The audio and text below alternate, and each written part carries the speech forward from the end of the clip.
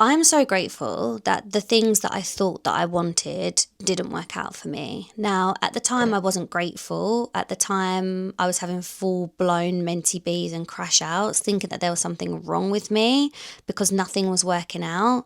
But now, looking back, I understand that those things not working out meant that everything was working out in my favor. Now, I'm going to talk about this today. I'm going to talk about the messy middle because for a long time, I identified with being in the in-between, with being in the void. You probably resonate with this as well. Your old life doesn't quite fit you anymore. You've grown and evolved so much, but your reality still isn't reflecting where you think you should be. And I want to speak about this today because it can feel like a very confusing space where you feel like you're being left behind. But actually, when you're in this, like, when you're liquid in the cocoon and you're not quite the caterpillar or the butterfly, this really is where, oh my God, there's like a little moth here. It's a sign. This season where you're liquid in the cocoon, it is so sacred.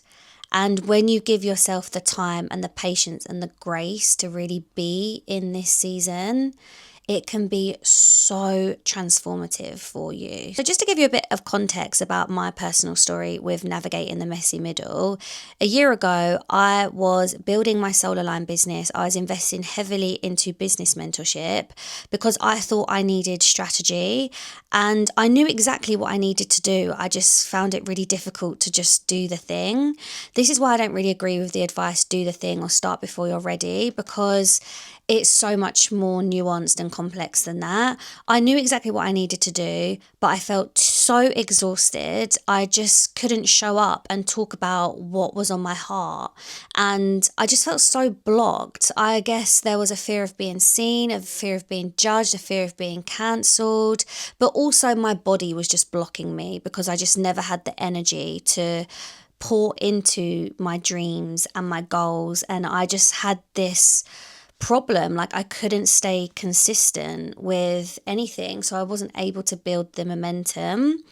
And looking back, I didn't actually realize how much I was still living in survival mode. Now, at the time, like, I'd come such a long way in my journey, in my healing. I think I'd been sober for like a year at that point. I'd been on a celibacy journey. I had done the work, right? I'd done the shadow work. I was very self-aware. I just didn't understand why business felt so hard. It felt like a struggle. It felt like a chore. It didn't feel like I was creating from a space of overflow. It felt like I was severely in scarcity, in lack. And I didn't want to build a business from that space. So I'm quite lucky that early on I clocked that it wasn't strategy that I needed. I actually needed to go inwards and focus on my energy. And it's crazy how your intuition works, because at that time I decided to work with a spiritual mentor. Her name is Carme. And I decided to go on a journey of healing my womb. Now, at the time of saying yes to Carme, I had no idea what I was saying yes to. I just knew intuitively that I needed to work with her. So probably a year prior to working with Carme, I was getting signs to work with my womb. And I was being called by Goddess Isis and Mary Magdalene. And even though I didn't understand it at the time, they were initiating me into my womb. And when I said yes to Carme, I had no idea what I was even saying yes to. But that journey was so divinely orchestrated. And that was a huge part of my destiny, because from the work that we did together, it really did allow me to come fully out of survival mode, from healing the density and the stagnancy that I was holding on to in my womb that I wasn't even aware of. And I genuinely am a completely different person. I had to fully die in order to become this version of me. And I can hand on heart say that I no longer identify with being in this messy middle phase, of being in the death portal. I fully feel like I'm in my resurrection arc, and it's really like, I actually feel like it's my time to bloom. And you can't plan your bloom. That's what I've learned as well. But the way that I feel now, I just felt so dead and numb before. And now I just feel so alive and aligned with my purpose and so supported by God and the goddess and my ancestors and my spirit team.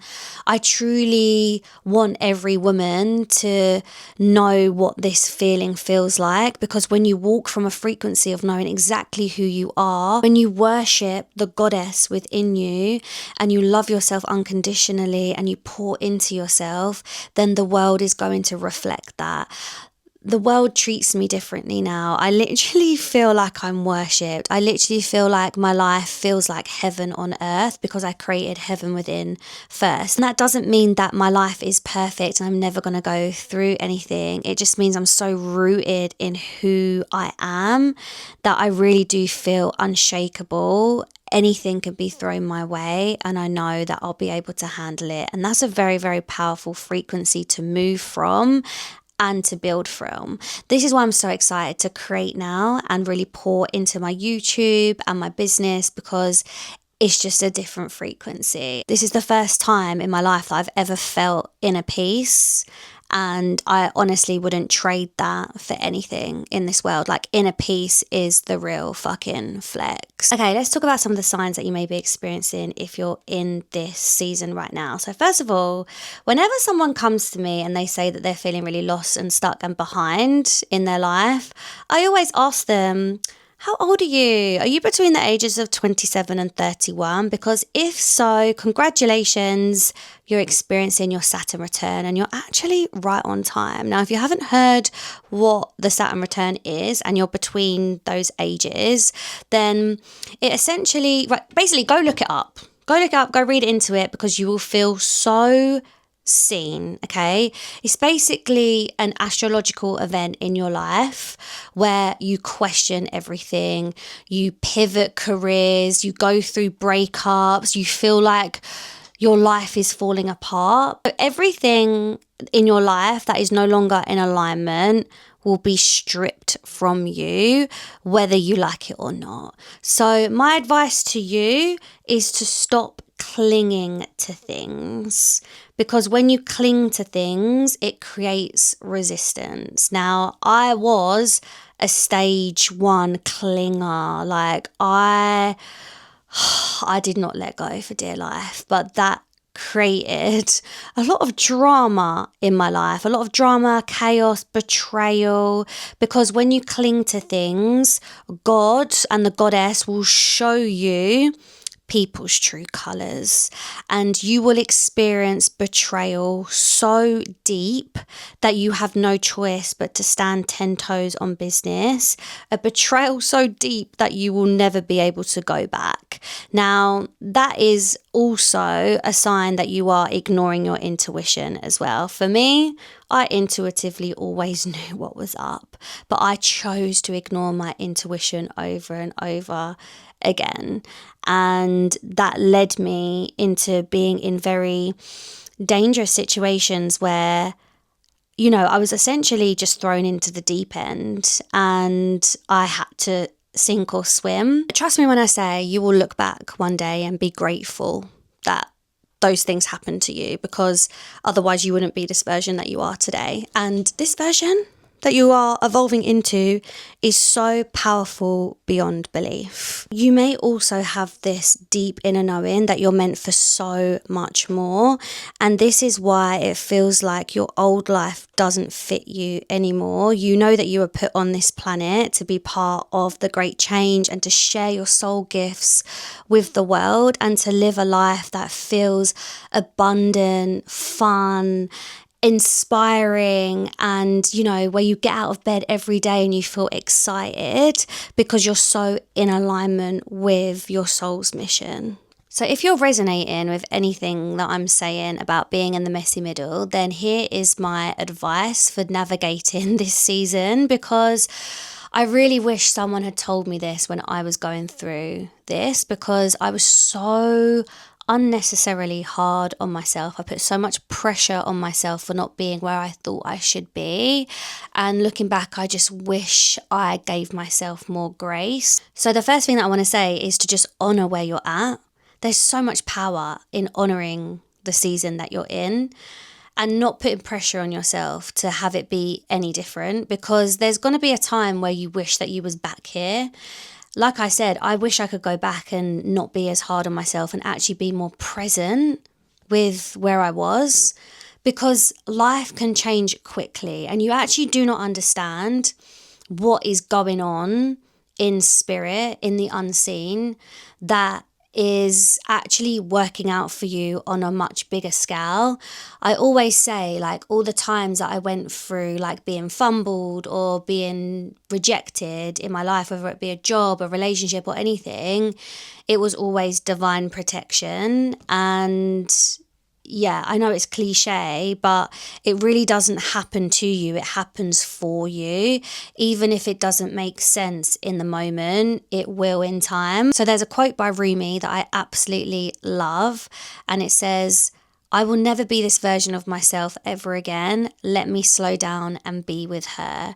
You're never going to be this version of yourself again. There's going to be a time where you go through the death process and you lay the old version of you to rest.